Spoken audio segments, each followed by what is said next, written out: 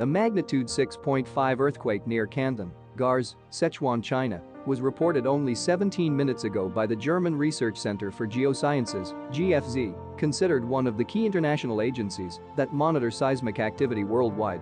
The earthquake occurred at a shallow depth of 10 kilometers beneath the epicenter around noon on Monday, September 5, 2022, at 12:52 p.m. local time.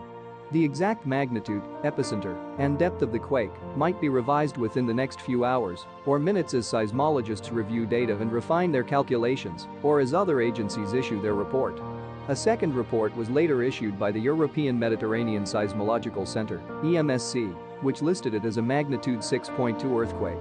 Other agencies reporting the same quake include France's Réseau National de Surveillance Sismique, RéNaSS, at magnitude 6.0, the citizen-seismograph network of RaspberryShake at magnitude 6.5, and the European Mediterranean Seismological Center, EMSC, at magnitude 6.5.